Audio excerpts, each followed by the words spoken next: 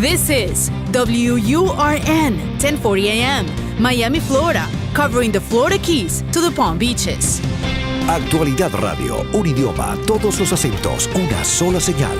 Una emisora de Actualidad Media Group. ¿Cuáles son los límites de la mente? ¿De qué es capaz un ser humano si logra alcanzar el máximo funcionamiento de su cerebro? ¿Es posible programarse para tener éxito? Fronteras de la Mente, con Agustín Acosta. Fronteras de la Mente. Solo aquí, en Actualidad Radio. Un idioma, todos los acentos, una sola señal. ¿Qué tal, amigos? Gracias por acompañarnos en otra edición de Fronteras de la Mente. Les saluda Agustín Acosta. En el programa de hoy vamos a hablar de dos investigaciones diferentes que no tienen relación ninguna, no tienen relación alguna ni una con otra, ni coinciden de ningún punto. O sea, para los efectos vamos a tener un programa dividido en dos mitades. Sin embargo, deseamos presentar los detalles superficiales de ambas cosas para que los oyentes de este programa estén al tanto de que existen centros de investigaciones científicas donde algunas de las mentes más brillantes del planeta están penetrando nuevas fronteras en el campo de la mente humana, la conciencia y el universo.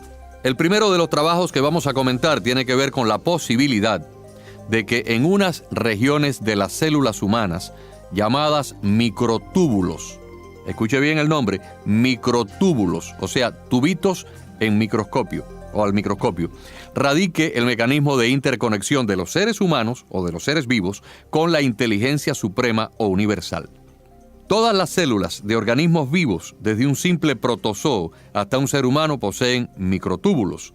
Una investigación que hoy les traemos a ustedes ha descubierto que los microtúbulos pudieran ser los canales de comunicación de los seres vivos con el universo y con la divinidad. El segundo de los trabajos que traemos a ustedes está relacionado al descubrimiento reciente que indica que el cerebro humano tiene la capacidad de operar hasta en 11 dimensiones diferentes, algo que hasta ahora era impensable.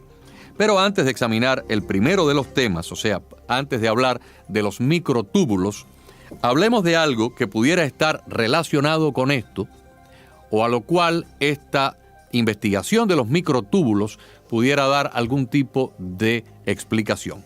Los creyentes son de la opinión que Dios opera en nosotros a través de las personas de maneras insospechadas.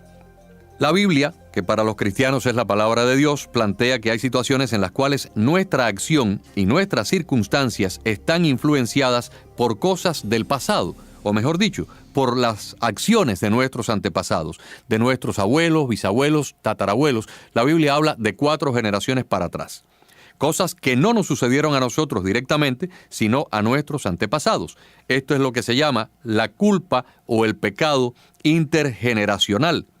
Y a la liberación de esa culpa se le llama la sanación de antepasados o sanación intergeneracional. Pero algunos dicen que esto sucede, otros dicen que no. No deja de ser un tema fascinante que requiere mucho discernimiento. Hay gente que cree que además de la genética, las influencias conductuales y las características espirituales y tal vez incluso los espíritus mismos pueden viajar a través de las generaciones. Hay casos sorprendentes en el que predilecciones, tanto negativas como positivas, se transmiten de una manera inexplicable, que parece más allá de lo fisiológico o de lo psicológico de una generación a otra. Por ejemplo, familias constante y extrañamente plagadas por el divorcio, el suicidio, ciertas enfermedades, la adicción o la mala conducta sexual, o enfermedades de tipo mental, problemas financieros que pasan de una manera que excede las explicaciones naturales o inclusive la ley de las probabilidades. La mayoría que suscriben esta teoría citan pasajes de la Biblia, de las Sagradas Escrituras, que aseguran que esto se transmite de una generación a otra. Y existe una base bíblica. Eso es algo que se denomina la curación del árbol familiar. Hay casos convincentes que parecen ir más allá del reino de la causa puramente física. Es intrigante un estudio reciente de la Universidad de Laval en Quebec, en Canadá, en el que expertos en genética han encontrado durante un examen de 5,000 genes que los hijos de madres que habían sido sometidas a la cirugía de bypass gástrico para perder peso, inexplicablemente los hijos, no las madres, tuvieron cambios en su código genético. Y estos descendientes eran menos propensos a la obesidad, aunque nunca habían experimentado la cirugía. Luchando por encontrar una explicación, los científicos han decidido llamar a esto herencia epigenética, o sea, características transmitidas de padres a hijos de una manera que va más allá de lo conocido en el funcionamiento del material genético. Los cambios psicológicos y emocionales parecen ser entonces biológicamente impresos. La nueva ciencia se centra en algo revolucionario, el efecto sobre la herencia de marcadores bioquímicos entre los nucleótidos de las células. En este nuevo paradigma, la investigación publicada en una revista orientada a la ciencia llamada Verge, en Canadá, los acontecimientos de la vida de un ser humano dejan una marca duradera en su constitución biológica, cambiando no solamente su propia vida, sino la vida de sus descendientes. En otras palabras, lo que yo pueda hacer hoy con la conducta de mi vida, con una vida desordenada, con una vida de consumo de drogas o de alcohol o una vida de desórdenes sexuales, pueden pasar hasta 4 generaciones de mi hijo a mi nieto, a mi bisnieto, a mi tataranieto. En la otra dirección, pues, funcionan estos marcadores como una especie de memoria ancestral, codificando las experiencias que se remontan a siglos atrás y que cambian con cada generación. En otras palabras, el genoma se podría cambiar de una manera que hasta ahora no entendemos. Es como si nosotros imprimiéramos una huella en el genoma humano. Y aún puede haber influencias espirituales en la bioquímica porque éstas producen acontecimientos de nuestra vida. Por lo tanto, podemos utilizar rituales religiosos, oraciones, para tratar de curar estos efectos genéticos negativos. Hemos sostenido durante mucho tiempo que el alma o el espíritu es el campo de organización de nuestro cuerpo físico. Lo que está en el espíritu, por lo tanto, si aceptamos esta tesis, se podría transmitir físicamente. Tal vez no son solamente las hormonas las que pasan de un padre a un hijo, sino también que habrían que tomar en consideración características de orden espiritual que se transmiten de una generación a otra. Esto nos debe hacer más cautelosos de no ejercer ni el miedo, ni la lujuria, ni el consumo de drogas, ni el abuso físico o emocional sobre otros, porque pudieran ser grabados en alguna parte de nuestra conciencia y heredados a nuestras generaciones y a nuestras familias. Estas cosas se pueden insertar en nuestros genes. No hay ninguna duda que esta es una nueva ciencia que está siendo muy debatida, pero también todo en la ciencia en algún momento lo fue. Según la revista Verge, un estudio de la Universidad de Emory en Atlanta acaba de encontrar recientemente que las ratas de laboratorio que son condicionadas para tener cierto miedo a un olor, pasarán ese miedo a sus hijos. La herencia entonces sucede biológicamente, incluso sin un contacto de comportamiento.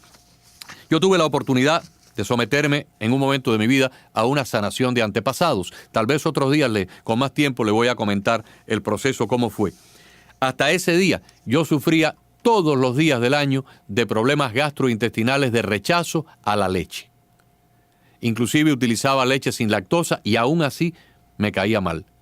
En el mismo instante en que terminó el proceso, o a partir de ese día de la sanación de antepasados, desaparecieron por completo, sin ningún tratamiento físico y sin ninguna medicina, los problemas gastrointestinales en mi organismo. Nada más que puedo imaginar que algo se reorientó o se reorganizó a nivel de mis células que venía tal vez de una herencia familiar, porque todo el mundo en mi familia de ahí para atrás, mi padre, mis abuelos, todo el mundo ha padecido del mismo fenómeno. Entonces, amigos, habiéndoles dicho que vamos a hablar de 2 trabajos, vamos a entrar ya directamente en el primero.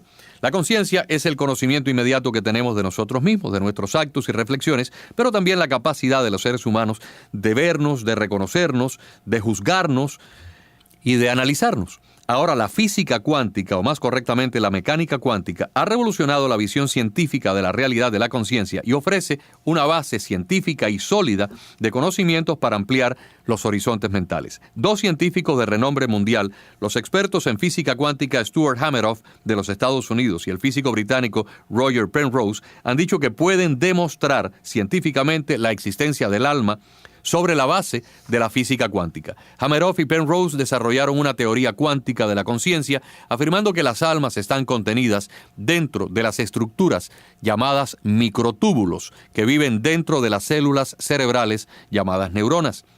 Según ambos científicos, el alma se compone de productos químicos cuánticos que en el momento de la muerte escapan del sistema nervioso para entrar en el universo. Su idea nació de la tesis de que el cerebro debe ser visto como una computadora biológica. La conciencia sería un tipo de contenido de los programas en el cerebro cuántico que persiste en el mundo después de la muerte de un ser humano. Las almas de los seres humanos serían mucho más que la interacción de las neuronas en el cerebro y podrían ser de la misma naturaleza del universo y por lo tanto existirían desde el principio mismo de los tiempos. Pero antes de continuar, y dado que vamos a utilizar la palabra cuántica muchas veces en este programa, hay que definirla. Cuántico quiere decir literalmente la unidad de energía más pequeña que existe, como un fotón, una luz indivisible. Sin embargo, el comportamiento o la conducta de estas partículas a nivel cuántico es algo tan complicado y a veces increíble que es como si se tratara de algo de otro mundo. De hecho, la realidad parece estar dividida en dos mundos diferentes. En el primero, el que todos conocemos, el mundo de la física clásica, de la física convencional, y el otro, la física cuántica. El mundo clásico es el mundo de todos los días, el mundo familiar de las leyes del movimiento, del electromagnetismo, de la gravedad.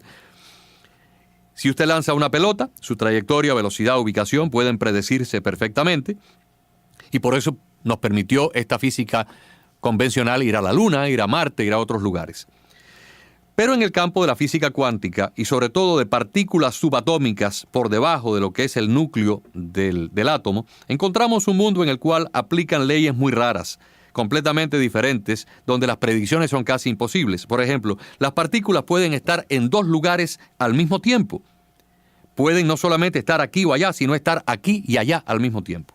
Eso es lo que quiere decir superposición. Las cosas pueden estar en lugares múltiples o actuar como ondas difundidas por diferentes probabilidades. Y algunos físicos cuánticos dicen que hasta que un sistema cuántico es medido u observado, permanece en superposición múltiple, o sea, en todos los lugares al mismo tiempo. Sin embargo, en el momento propio de la observación o la medición, el sistema se individualiza. El doctor Hameroff, profesor emérito del Departamento de Anestesiología y Psicología del Centro de Estudios de la Conciencia de la Universidad de Arizona, ha basado gran parte de su investigación en las últimas décadas en el campo de la mecánica cuántica, dedicándose al estudio de la conciencia primordialmente. Con el físico inglés Roger Penrose trabajan en la teoría cuántica del alma que comenzaron a desarrollar en 1996. Los dos estudiosos sostienen que nuestra experiencia de la conciencia es el resultado de los efectos de la gravedad cuántica dentro de los microtúbulos neuronales. Los microtúbulos están presentes en todas las células, desde las amebas hasta los animales superiores y, por supuesto, los seres humanos. Son las fibras de mayor tamaño presentes en la célula, con un diámetro aproximado de 24 nanómetros y usualmente se agrupan formando haces en los que los diferentes túbulos se unen mediante puentes para conferir rigidez y solidez. Son como unos pequeños túneles confeccionados de muchos anillos unidos unos a otros. En una experiencia cercana a la muerte, los microtúbulos pierden su estado cuántico, pero la información contenida en ellos no se destruye. En otras palabras, el alma no muere, sino que regresa al universo. Con la muerte, según proponen Hameroff y Penrose, el corazón deja de latir, la sangre deja de fluir, pero los microtúbulos pierden su estado cuántico. Sin embargo, la información contenida en ellos no se destruye, sino que regresa al universo de donde tuvo su origen. Si alguien que ha tenido una experiencia cercana a la muerte regresa a la vida, o sea, es resucitado por un médico, por un paramédico, la información cuántica que mientras estaba en vida estaba dentro del microtúbulo y luego al tener la muerte clínica pasó al universo, cuando la persona es resucitada, esa información regresa nuevamente a sus microtúbulos. Es como si alguien se pasa toda una vida escribiendo cada vivencia en un diario. Un día la persona decide mudarse de un país a otro y se lleva su colección de diarios, sus cuadernos, en una maleta. A donde quiera que el viajero va, se lleva sus diarios con la información detallada de cada día de su vida. Aquí estaría la explicación sencilla de cómo los microtúbulos comunican esta información que pasa al universo cuando el alma se desprende del cuerpo en lo que llamamos la muerte física. En caso de muerte es posible que esta información cuántica pueda existir fuera del cuerpo indefinidamente, o sea, no se destruye.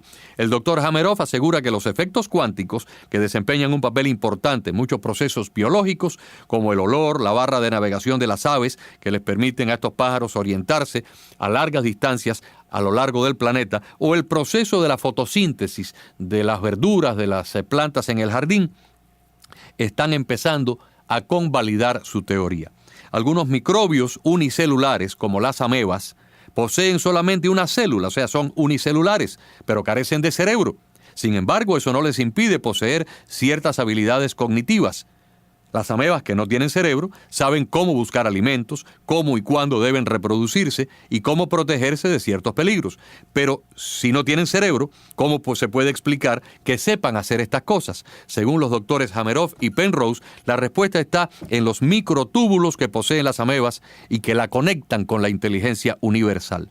La teoría fue duramente criticada desde sus inicios, en 1996, ya que se consideró que el cerebro es demasiado caliente, húmedo y ruidoso para que aparezcan efectos cuánticos delicados. Sin embargo, la evidencia reciente ha demostrado coherencia cuántica caliente en la fotosíntesis de las plantas, en la navegación cerebral de los pájaros, en nuestro propio sentido del olfato y los microtúbulos de nuestro cerebro.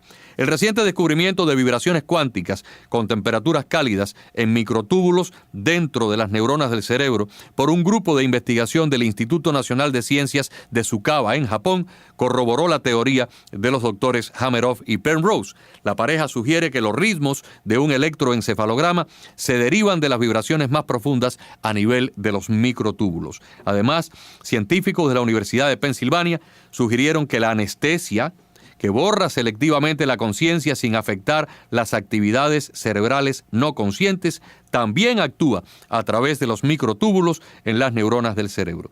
Desde un punto de vista práctico, el tratamiento de las vibraciones de los microtúbulos podría beneficiar a una gran cantidad de trastornos mentales, neurológicos y cognitivos cuando los médicos y los científicos logren cómo aplicar este nuevo descubrimiento, esta nueva ciencia. Desde una perspectiva mucho más alta, las investigaciones de Hameroff y de Penrose podrían amarrar definitivamente a la ciencia y al espíritu y explicar de una vez y por todas la relación de nuestro mundo físico material con el mundo invisible de la espiritualidad y la divinidad. A mí esto realmente me parece sumamente fascinante.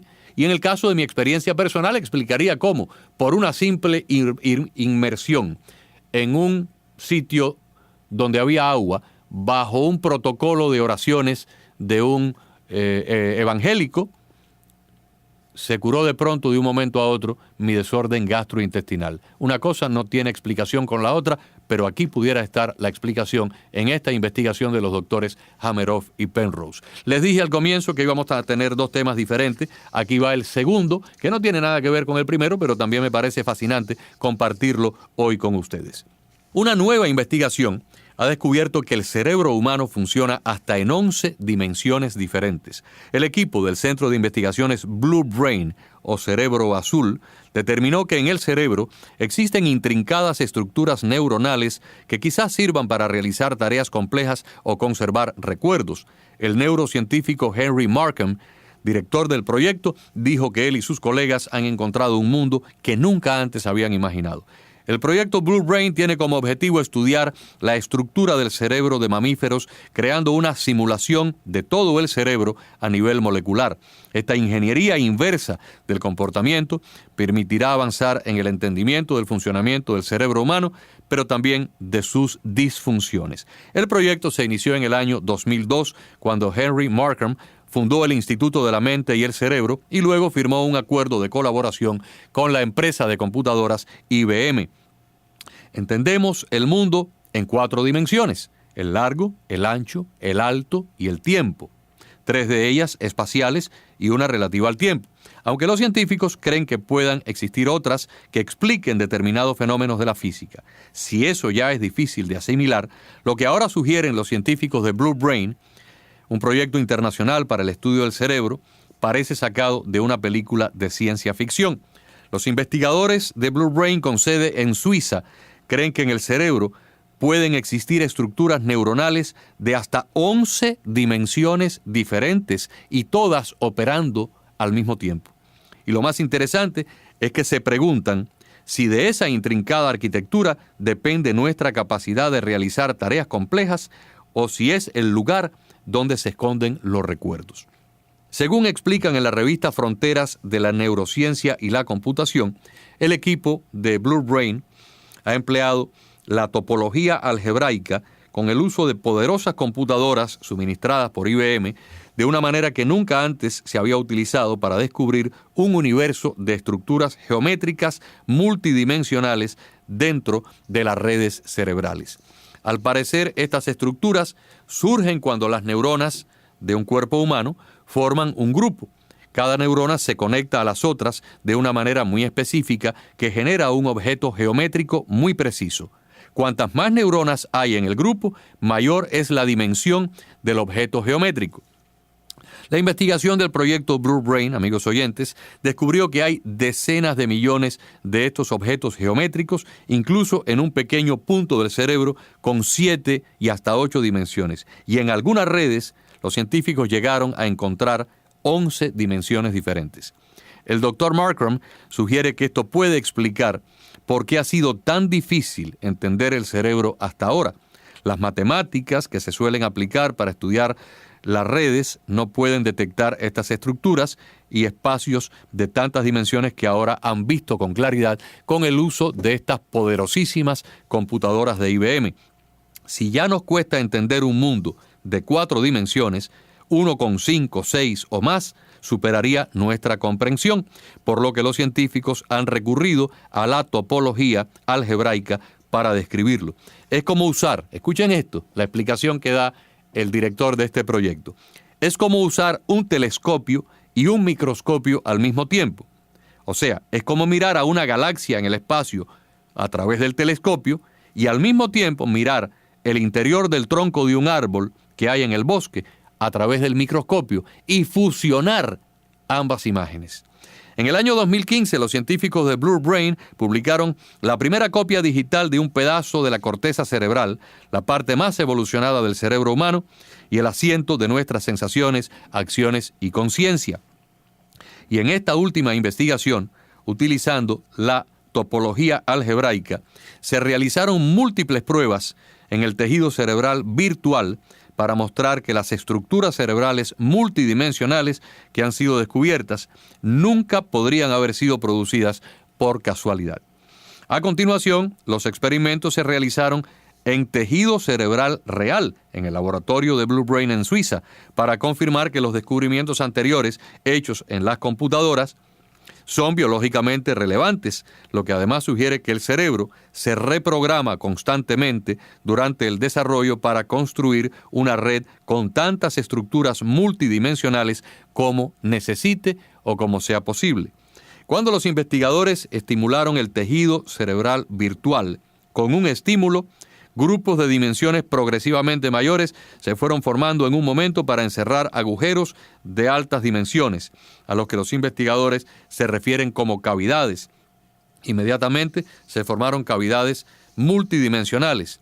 Es como si el cerebro reacciona a un estímulo mediante la construcción de una torre de bloques, empezando primero con varillas, después con tablones, a continuación con figuras geométricas tipo cubo y luego figuras mucho más complejas con 4, 5, 7, 8, hasta 11 dimensiones.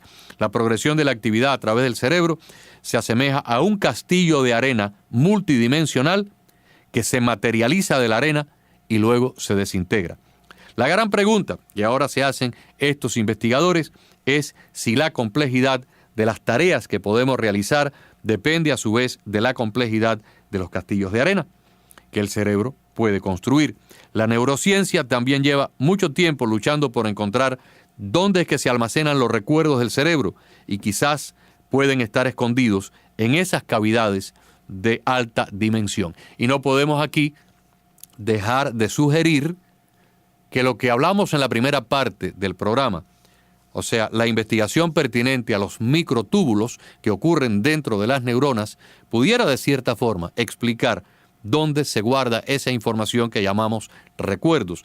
Porque en los programas anteriores del mes pasado y del mes antepasado, donde expusimos casos de personas que habían tenido una muerte clínica, cuando esa muerte se certificaba por los médicos o los paramédicos, o sea, cuando había una cesación de los latidos del corazón, una cesación de la actividad respiratoria, cuando no había actividad en el cerebro, o sea, se obtenía un electroencefalograma completamente plano y sin actividad eléctrica, puesto que ocurría una muerte clínica, entonces esa persona que moría y estaba 15, 20, 30, 35 minutos muerto y luego regresaba a la vida porque le habían dado electroshock o una resucitación artificial, contaba que en el momento de la separación del cuerpo y el alma, esa persona se fue al más allá, pero se llevó sus recuerdos. Recordaba cada detalle de su vida. Entonces, esos recuerdos, ¿dónde fueron almacenados a medida que esa persona fue viviendo segundo a segundo, minuto a minuto, día tras día, su existencia? La primera parte de la investigación indica de que esa información se almacenó en los microtúbulos de las células neuronales. Y según los doctores Hameroff y Penrose, en el momento de la muerte clínica, esa información sale al universo, no se destruye, sino que se va con el alma o con el espíritu, porque forma parte de la esencia energética de esa entidad. Cuando esa persona, después de un tiempo, es resucitada por los médicos en un quirófano o por los paramédicos en una escena de un accidente, al regresar a la vida, regresa también la información a sus microtúbulos. Y esto, de cierta forma, pues explicaría esta segunda investigación que se está haciendo con las computadoras de IBM en Suiza, donde los científicos tratan de determinar dónde es que se almacenan en el cerebro los recuerdos. Un objetivo a largo plazo de esta investigación europea es construir una simulación detallada y funcional de los procesos fisiológicos de nuestro cerebro. El doctor Henry Markram ha dicho que actualmente no es imposible, escuchen esto, no es imposible construir un cerebro humano y que si ellos continúan las investigaciones actuales, dentro de un periodo de 10 años podrán construir un cerebro, ya no en una computadora, sino en la realidad. Y dijo lo siguiente: si nosotros lo construimos correctamente, ese cerebro debería hablar, sentir, tendría una inteligencia y un comportamiento en gran medida como si fuera un ser humano. En otras palabras, mis amigos, que en los centros de investigación más avanzados del planeta, acá en los Estados Unidos, en Europa, en Japón, en otros lugares, científicos están cruzando las fronteras más inverosímiles de la mente humana. Por eso, seguimos adelante con nuestro trabajo semanal, tratando de compartir a ustedes algunas cosas interesantes, algunas que son misteriosas, algunas un tanto incomprensibles, pero todas fascinantes, de eso que llamamos la conciencia humana. Ojalá que hayan disfrutado del programa de hoy, tanto como yo lo disfruté en su preparación, y los aguardo, los espero nuevamente la próxima semana para otra edición de Fronteras de la Mente. Fronteras de la Mente, con Agustín Acosta. Fronteras de la Mente.